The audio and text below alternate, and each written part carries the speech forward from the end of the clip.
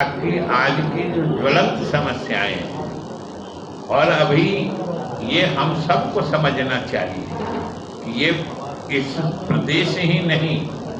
अपना हिंदुस्तान देश ही नहीं, पूरा विश्व इस समस्या से जूझ रहा है और लगातार इस पर अंतर्राष्ट्रीय सम्मेलन हो रहे हैं और उसमें अनेक निर्णय लिए जाते हैं कि पृथ्वी पर तापमान को कैसे नियंत्रित किया जाए। आप देखा होगा अभी मई का महीना है और अपने ही देश के एक जगह बगल में यूपी के ही बांदा में अभी 48 डिग्री टेम्परेचर हो गया। आप सोच के देखिए वहाँ के लोगों को क्या दुर्दशा हो रही होगी। हम लोग 41-42 होता है, 44 होता है, झुलसने लगते हैं। और ये प्रेडिक्शन है, ये भविष्यवाणी है कि अगर हम लोग सचेत नहीं और इन सब चीज़ों पर सजग नहीं हुए तो ये तापमान और लगातार बढ़ सकता है। और जो अंतर्राष्ट्रीय स्तर पर संधि है और जिसके तहत है कि ये जो मतलब माना जाता है कि औद्योगिक क्रांति से पहले का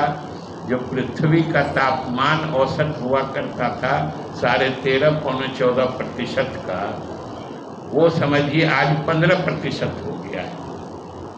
और 1 डिग्री अगर और बढ़ जाएगा, 1 से 1.5 डिग्री अगर औसत पूरे साल का,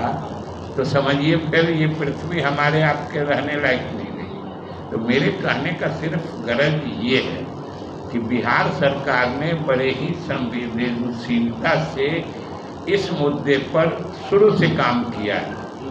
जिसकी शुरुआत हमारे पूर्व